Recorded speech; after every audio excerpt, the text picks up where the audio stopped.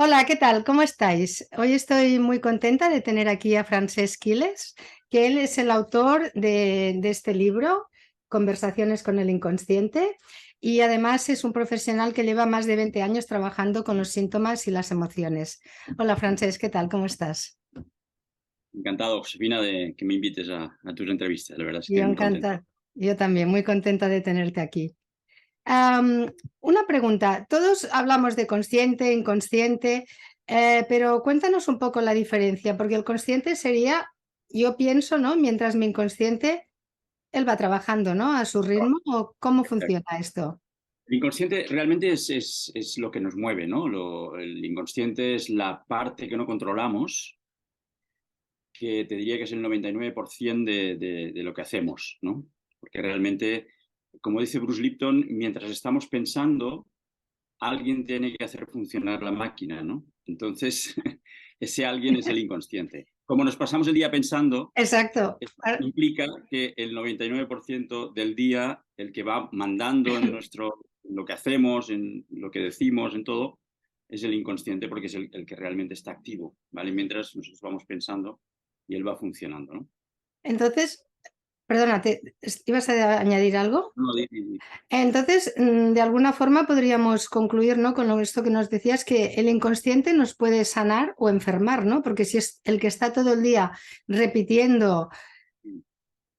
nosotros, no es que nos pueda sanar y enfermar, de verdad, no hay nadie que pueda sanar y enfermar, sino es uno mismo, ¿no? Entonces, lo que es evidente que hay el consciente y el inconsciente, pero ambos forman parte de nosotros, ¿vale? Por lo tanto, no somos nosotros a través de nuestra incoherencia con respecto a las creencias y a los programas que lleva el inconsciente, que esa incoherencia lo que produce es un desajuste y ese desajuste se transforma en síntoma, ¿vale? Lo que sí es muy interesante es entender, y es muy importante saberlo y entenderlo así en la vida, que el inconsciente es el responsable de todo lo que nos pasa, de cómo lo que hacemos, cómo lo hacemos, de la pareja que tenemos, de la casa donde vivimos, del trabajo que hacemos, ¿vale? Todo eso es información que lleva el inconsciente y que proyecta ese inconsciente. Entonces, lo importante es que a través del consciente nosotros podemos vivir de una manera determinada esa historia. Ese es el trabajo de ese consciente, ¿no? Vivir o cambiar la forma de vivir esa historia. Pero esa historia, insisto, viene de las creencias y los programas que lleva el inconsciente, que son los programas que captamos o recibimos durante cuando somos pequeñitos, cuando estamos dentro del vientre de mamá, y lo que recibimos de la parte transgeneracional, de todo lo que llevamos del clan familiar, ¿no?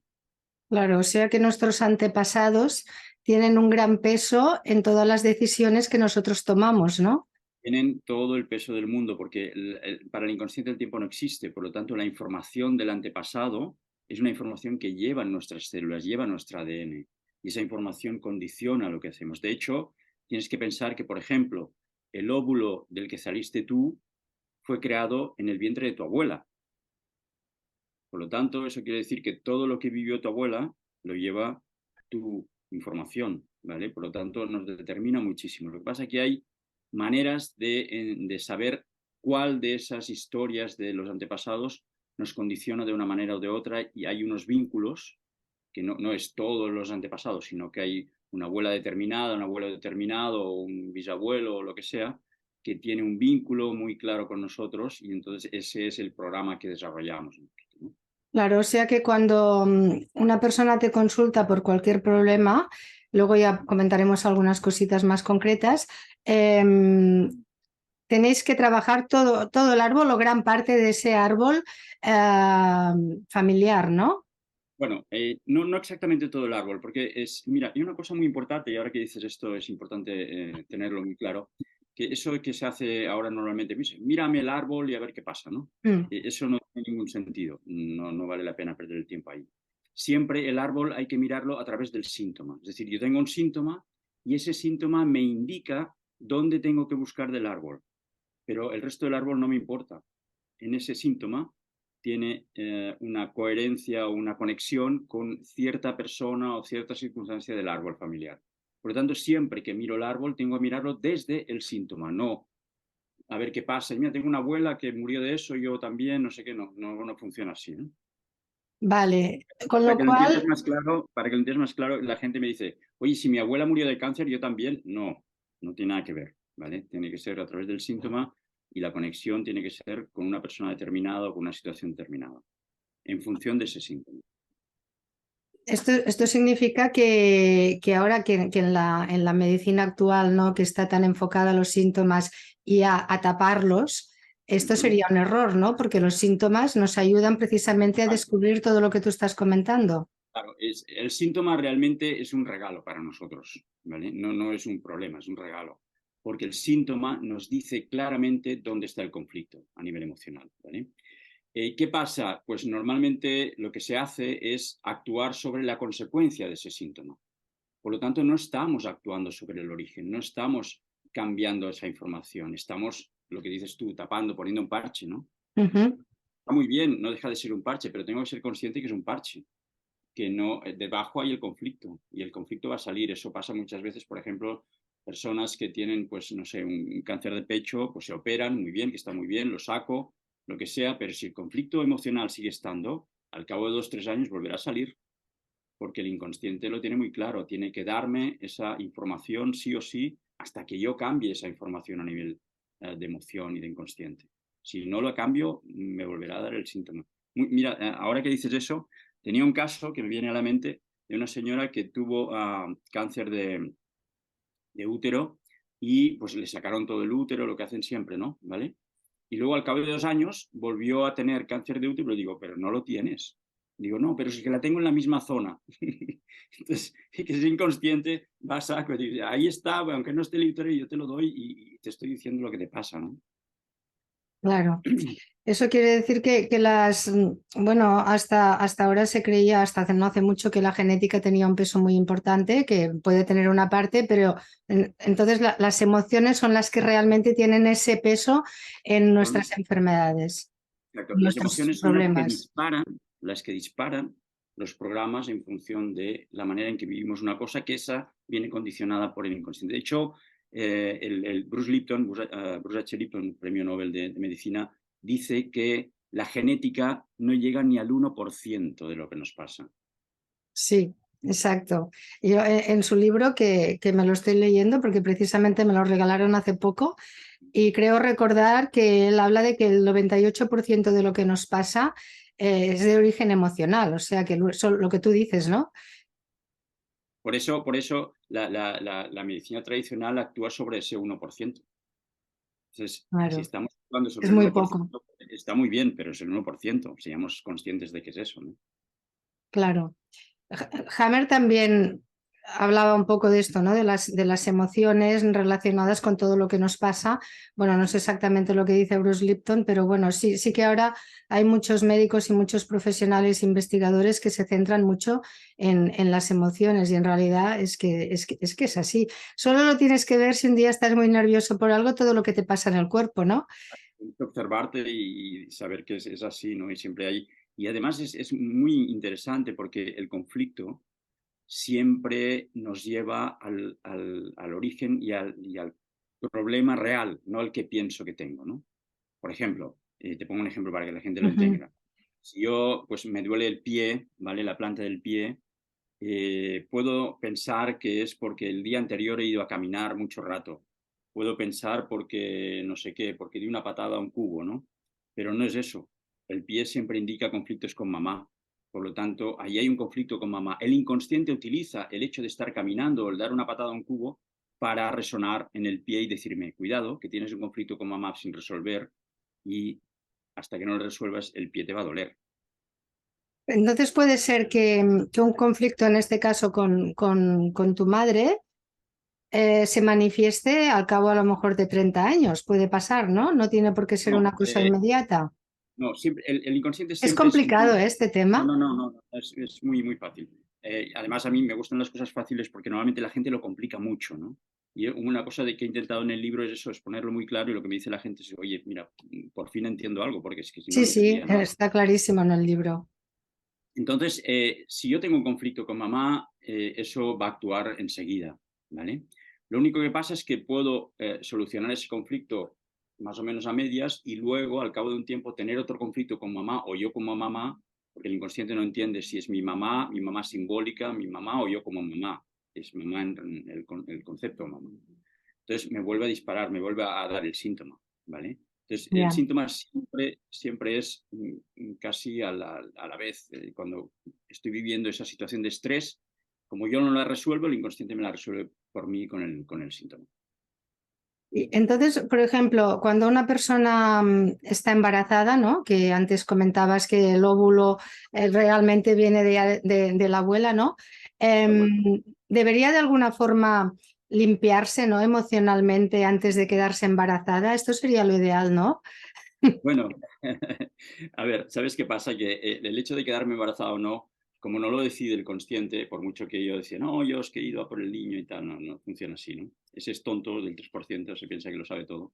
Entonces, limpiar o no limpiar, hacer un trabajo emocional está bien. Yo, por ejemplo, hay varios capítulos en el libro de personas que, pues que intentan tener hijos, no lo pueden tener, e incluso el médico les dice, oye, no, no, es que físicamente está bien y no hay manera, ¿no? Y llevan 3, 4 años, 5 años intentándolo. Y entonces, si buscas la parte emocional, la parte del conflicto en el árbol familiar, en el proyecto sentido, que es cuando estoy yo dentro del vientre de mamá, los primeros años de vida, y entiendes esa información y puedes cambiar esa información, la persona al cabo de 2 meses se queda embarazada. Entonces eso quiere decir algo, ¿no? Ahí hay un bloqueo, que es el inconsciente, que está bloqueando eso por una motivación determinada, por unos programas determinados, y por mucho que yo haga, yo he tenido en consulta personas que habían hecho 3, 4, 5 veces inseminación artificial y no funcionaba. Porque no se trata de eso. Estamos, lo mismo que hemos dicho antes, estamos en el 1%, ya puedes ir dándole ya, pero es que el, Claro, el inconsciente claro. manda. Entonces, hasta que yo no haga el trabajo, ya puedes hacer lo que quieras. Claro, estaríamos hablando en este caso de personas que a nivel físico no tengan ninguna complicación, o sea que el Sí, médico sí. le dice, te lo comento porque ahora como hay tantos casos de esterilidad, ¿no? Sí, Por diversas pero insisto, razones. vale, pero insisto, no se trata, o sea, aunque tenga algún conflicto a nivel físico, ¿vale? Para no tener hijos, ese conflicto también lo puedo tratar, porque ese conflicto que me da el inconsciente me está dando una señal de que hay un conflicto más arriba y eso hace que yo tenga ese problema, ¿vale?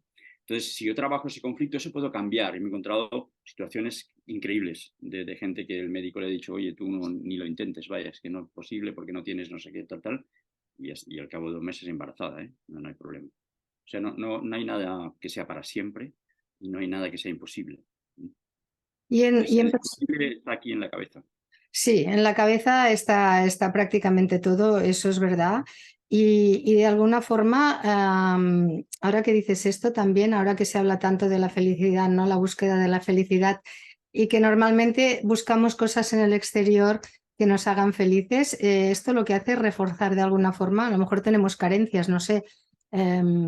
Yo, respecto a eso, o sea, lo que está clarísimo, y no lo digo yo, sino lo han dicho pues Buda, Jesús y todos los grandes maestros, la felicidad está dentro de uno mismo. O sea, buscarla fuera es una carencia total. Nunca Sí, la encontraremos fuera, jamás. Porque siempre que encontramos algo, siempre habrá algo más, porque siempre estaremos buscando fuera. De hecho, eso también tiene mucha relación con el hecho de la propia autosanación. O sea, de pequeños estamos acostumbrados, cuando el niño es pequeño, lo llevamos al médico, lo llevamos al no sé qué. ¿Qué entiende el niño? Que cuando tenga un problema físico hay alguien que me va a curar, ¿vale? Cuando realmente lo que teníamos que enseñarle es tú haz tu trabajo. Tú exactamente. tienes la capacidad de poder sanar eso, ¿vale? Entonces, si hacemos ese trabajo, luego no quiere decir que haya alguien que nos ayude exteriormente, pero el trabajo de uno mismo lo tiene que hacer, porque si no, estamos dando nuestra salud, la estamos vendiendo. Y ahí sería interesante, yo te voy haciendo preguntas que me surgen, ¿no? Y Sí, pues, me imagino que a la gente que nos está escuchando también tendrán muchas dudas. Sería interesante explicar en la escuela esto a los niños y además hacerles trabajar entrando en su interior con meditación, con cosas que te ayudan a conectar contigo totalmente, mismo, ¿no? totalmente. O sea, eso yo siempre lo he dicho, que para mí ese trabajo es mucho más importante que aprender esa tabla del 7 que no sirve absolutamente para nada, ¿vale? Entonces, ese trabajo y también hacer un trabajo del árbol familiar, saber los niños, saber qué hacía mi abuelo, qué pasó con mi abuela, tuvo tantos hijos, no tuvo hijos, se murió joven, todo eso es una información básica para entender lo que voy a hacer yo en mi vida, porque eso va a condicionar mi vida. Entonces es mucho más importante eso, insisto, saber la tabla del seto o poner el acento aquí o allá, ¿no? Sí, que a veces se enseñan contenidos que no te preparan para vivir, ¿no? Te preparan pues para ir al Efectivamente, te preparan supermercado. para ser una máquina de, vale, aprieta el botón y acaba antes, ¿no? Exactamente. Y claro, todo esto del tema de los antepasados es muy importante porque tú comentas en el libro que a veces los síntomas no se manifiestan hasta la tercera o cuarta generación. Exacto, Eh, exacto. creo recordar, Porque ¿no? la persona lleva esa información y al llevar esa información se encuentra con una situación que resuena con esa información del antepasado y se desarrolla el síntoma, ¿vale? De hecho, ya lo dijo Jesús en la Biblia, me parece, comen los abuelos o comen uvas y la tercera generación le rechinan los dientes o algo así, ¿no? Pero quiero decir que eso ya es así. O sea, llevamos la información y esa información de alguna manera tiene que salir, ¿no? Y entonces, pues hay una tercera persona, una cuarta persona que al final acaba teniendo el síntoma para tener la oportunidad, insisto, de cambiar esa historia. Qué bien nos iría saberlo, ¿no? Y muchas veces, claro, también puede ser que el inconsciente de alguna forma nos está avisando de que somos incoherentes, ¿no? Vivimos de una forma incoherente. Realmente, o sea, el inconsciente siempre, siempre actúa cuando nosotros somos incoherentes. Si somos coherentes, jamás actúa, es decir, sigue fluyendo, no hay conflicto, no hay enfermedad, si soy coherente. Lo que pasa es que, claro, normalmente somos bastante incoherentes, por no decir casi totalmente incoherentes, ¿no? Y para las personas que estén ahí, ¿qué es ser coherente, no? Que es la pregunta. Ser coherente es pensar, sentir, hacer y decir la misma cosa, que es lo que no hacemos nunca, pero Exactamente, así es. entonces, si llegamos a hacer eso, en la mayoría de los casos no hay conflicto. Si algo de esto falla, es cuando empieza el conflicto, ¿no? Claro, es que es muy razonable, es que es así, ¿no? Es algo que yo pienso tal como tú lo dices. Entonces, claro, pasa esto, ¿no? Si muchas veces tomamos conciencia, a lo mejor, o porque consultamos con alguien, o porque nosotros mismos tomamos conciencia de lo que nos pasa, pero no actuamos, pues porque, yo qué sé, porque no te atreves, porque te da miedo, porque implica tomar una decisión complicada. Entonces, Esa es ¿qué pasa? una buena pregunta, porque si yo tomo conciencia de que realmente hay un conflicto y de dónde viene y qué me está diciendo el conflicto y no actúo, mi inconsciente, y me he encontrado el 100% de las veces, me va a dar el síntoma mucho más agudo, ¿vale? Es decir, te pongo un ejemplo. Tengo un conflicto de que no tomo una decisión en mi vida, ¿vale?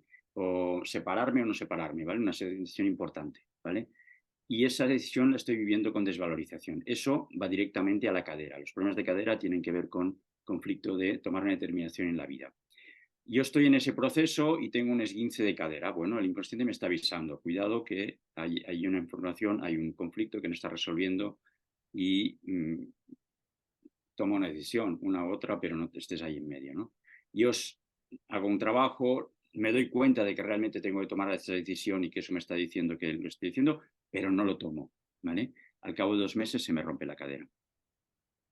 El inconsciente avisa, siempre avisa. Lo que pasa es que no le hacemos ni caso. A veces nos hacemos los sordos, ¿no? Preferimos no Dice, no, enterarnos. bueno, esto es no sé qué, me torció el dedo, bueno, cuidado, que está diciendo algo, ¿no? Exactamente. Bueno, Marcel Proust hay una frase que a mí me gusta mucho que decía, si yo cambio, todo cambia, ¿no? Con lo Ujú. cual, si yo acepto, me doy cuenta de lo que me está pasando, pues probablemente cambiarán muchas cosas a mi alrededor, incluso a nivel de relaciones, seguramente. Totalmente. Yo puedo cambiar esa información y cuando cambia la información cambia todo. Yo siempre digo a las personas que vienen, digo, mira, lo que te va a pasar en la vida te va a pasar sí o sí. O sea, no te preocupes por cambiarlo porque eso es como si ya estuviera escrito, ¿vale? Lo que puedo cambiar yo es la manera en que vivo esa historia. Y la manera en que vivo esa historia va a cambiar la historia totalmente. Por lo tanto, el hecho va a ser el mismo, pero la manera de vivirlo va a ser diferente. Y por lo tanto, esa Claro. historia va a cambiar para mí. Esa es la clave. Así es, así es. Y, por ejemplo, ahora hay problemas, el que te comentaba de la esterilidad, que ya lo hemos hablado, ¿no? También hay muchos problemas de tiroides, por ejemplo, hay mucha gente con hipotiroidismo.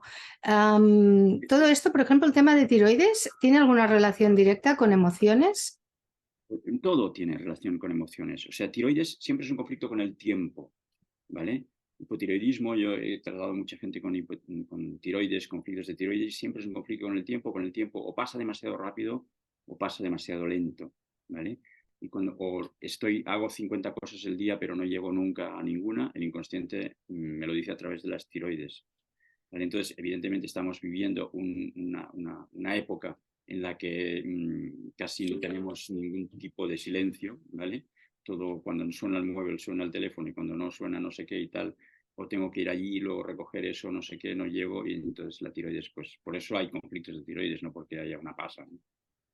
Claro, no, tiene mucho sentido, es que es así, porque cuando ves que una cosa está tan presente dices, bueno, aquí pasa algo, ¿no? Pasa algo de base en nuestra forma de actuar o nuestra forma de ver la vida, ¿no? La vida de vivir esa vida.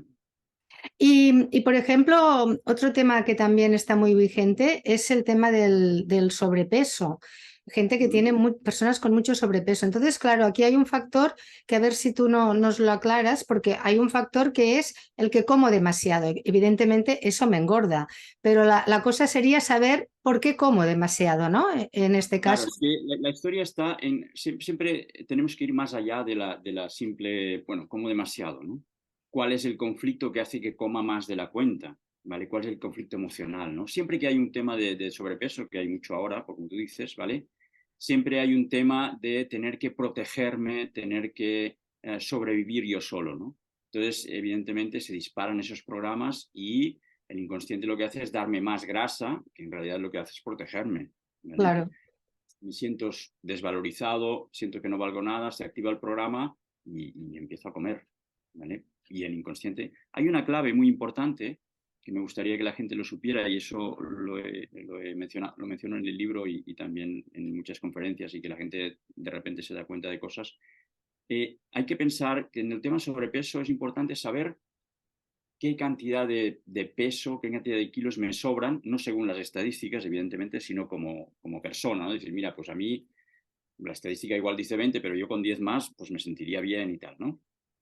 Entonces, esa cantidad, esos 10 kilos, nos indican siempre, el 100% de las veces, la época o la época de mi vida en la que tuve el conflicto. Es decir, si a mí me sobran 10 kilos y yo voy a buscar qué me pasó a los 10 años, ¿vale? En los 10 años viví un conflicto en el que me sentí que no me protegían, que no podía sobrevivir inconscientemente, ¿eh? Quiero decir, no es que no pueda sobrevivir, pero a lo mejor mis padres se separan y yo me quedo con la abuela, ¿vale? Que fue un caso, por ejemplo, a los 10 años. ¿Qué hace el inconsciente cuando vivo un conflicto en la que vuelvo a vivir una historia similar? El inconsciente me da 10 kilos para protegerme. Esas son las personas que vienen mucha consulta y dicen, mira, es que yo, vale, hago régimen, lo que dices, no como, pues evidentemente adelgazo, pero dejo de hacer régimen y vuelvo a coger 10 kilos. Ni más ni menos, 10, ¿vale? Hago otra cosa, 10, 10, y se va repitiendo. Pues que busquen ahí, y ahí O se sea, que encontrará. sería la edad de los kilos que tú consideras que te sobran, no hace 10 años, sino en este caso cuando No, no, tenía no, 10 años, ¿no? a los 10 años, exacto, sí. Muy interesante. Sí, sí, porque además es que es verdad, ¿no? Yo he tratado a muchas personas que es lo que tú dices, que han hecho todo tipo de dietas y que pierden peso, pero luego lo vuelven a ganar, ¿no? Porque claro, no resuelven esa emoción que tenían ahí estancada o... Lo que decías tú también o sea, ¿por qué hay personas que, bueno, hay personas que tienen mucho sobrepeso, sobre todo en niños, ¿vale? Y comen como porquerías, para decirlo de alguna manera, ¿no? Para decirlo bien. Entonces, la pregunta es, no, el conflicto no es que coman eso, sino hay que buscar para qué, cuál es el conflicto emocional que hace que coman eso, Claro, ¿vale? Normalmente la historia está en que todo eso que decimos más o menos pues cosas sintéticas y cosas de estas, lo que llevan es mucho azúcar, ¿vale? Entonces, el conflicto de base es que no tengo el cariño que quiero. No exactamente. recibo ese cariño de mi madre, de mi padre, de mi profesor, o de quien sea. Y entonces mi inconsciente lo sustituye por ese alimento con azúcar. Y como si yo voy comiendo azúcar, el nivel de azúcar siempre tendrá que ser más para sentirlo, es Sí, porque acumulativo, es adictivo además. adictivo. Entonces, ¿qué hago? Al final tengo que tomar azúcar, porque si no, no me muevo, ¿vale? Pero en el fondo, la historia está ahí, es en el conflicto emocional, en el cariño que no recibo. Sí, totalmente de acuerdo, porque además ahora los niños en gran parte, en un porcentaje muy alto, sufren el tipo de vida que tenemos los padres, ¿no? La gente trabaja mucho, está mucho fuera de casa, si está en casa está cansado y no tiene ganas de estar con el Claro, niño, la niña. el niño que hace, percibe que no tiene el cariño de papá porque primero no está, luego cuando está mirando la televisión, luego no sé qué, el fin de semana está estresado y se va con los amigos, entonces, ¿dónde está ese cariño? ¿Vale? Claro. Y cuando tengo algún problema me da el móvil, pues nada, entonces, pues ¿cómo? Tienes que llenarlo de alguna forma. Claro, es azúcar, el cariño este emocional. O en adultos se puede traducir en azúcar o se puede traducir en un tema de alcoholismo, ¿no? De drogas, sería un poco... Normalmente cuando hay tema de alcoholismo, que he tratado bastantes temas de alcoholismo, siempre o casi siempre hay, no tengo el cariño de mamá, ¿vale? No he tenido el cariño de mamá. Y eso se resuelve que el alcohol es azúcar transformado, tampoco es otra historia. Sí, exactamente.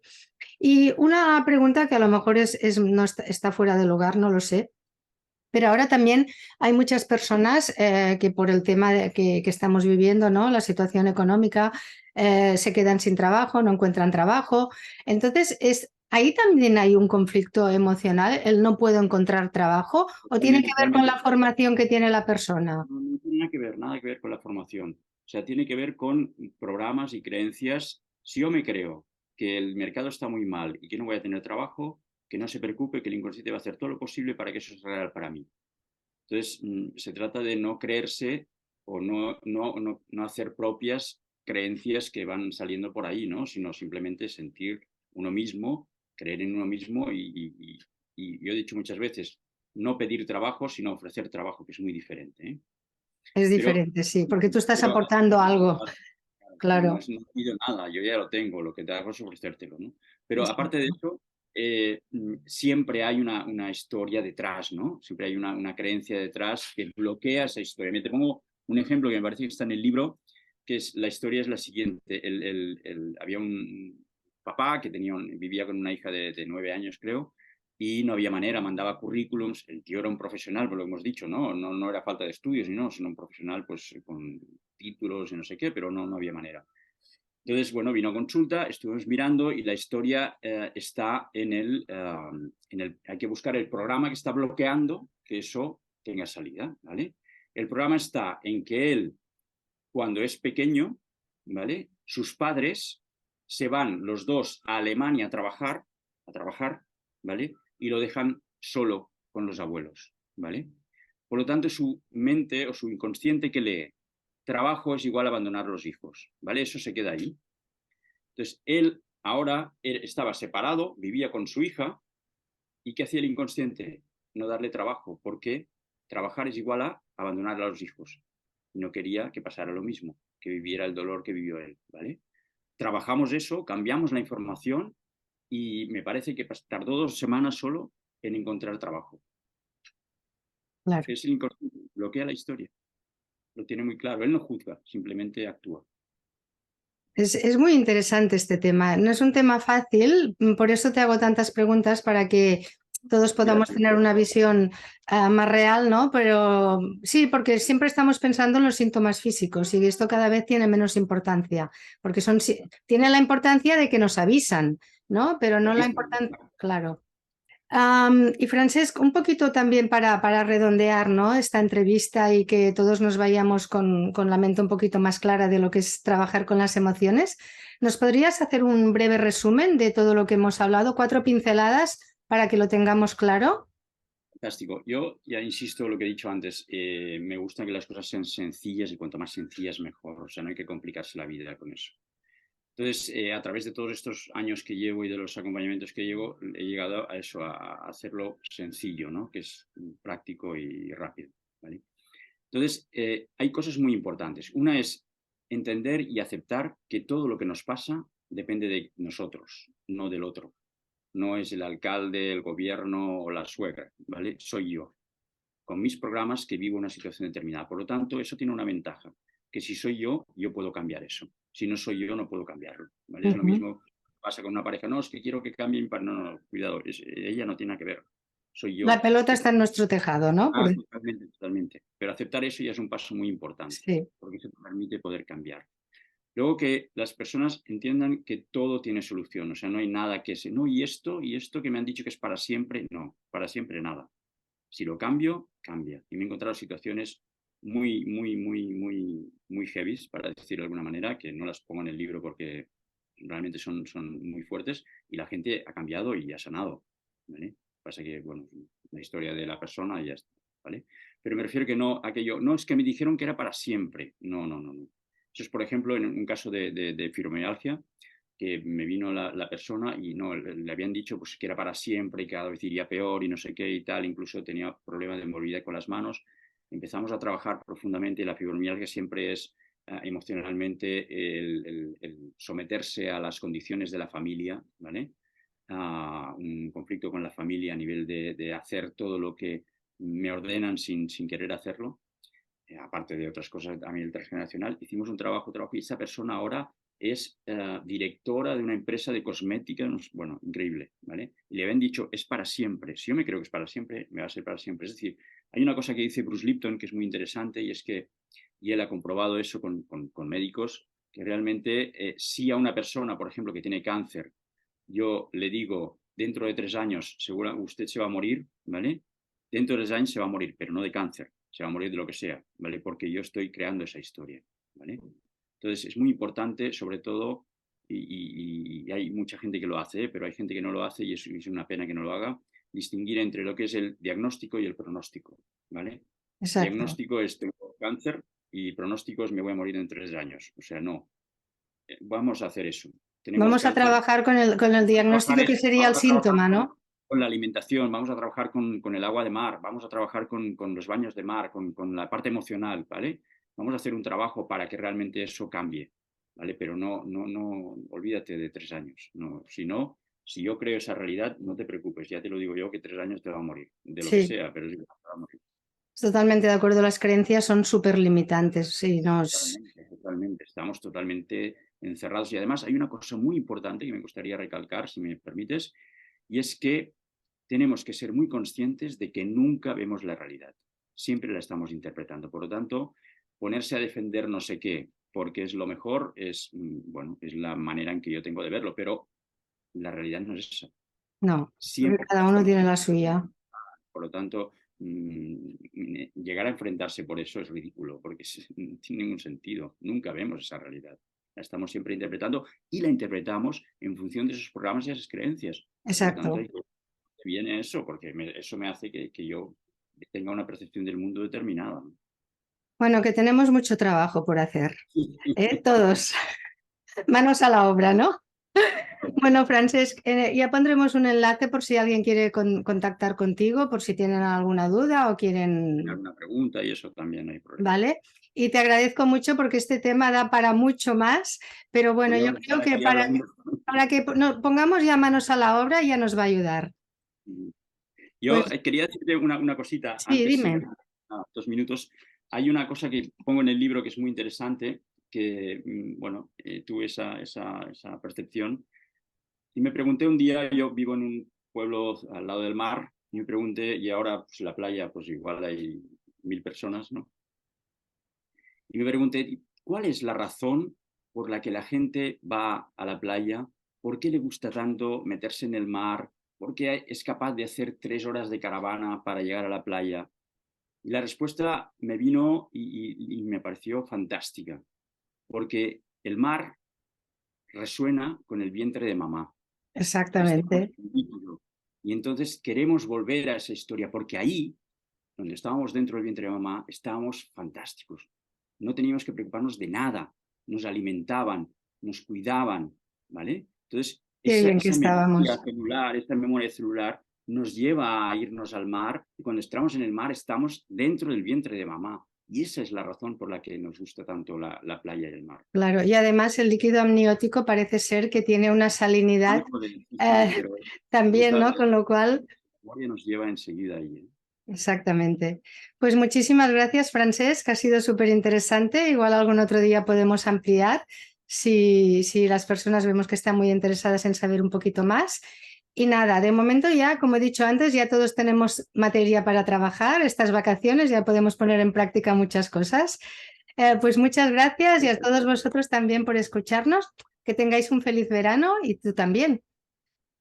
Fantástico. Gracias, Francesc.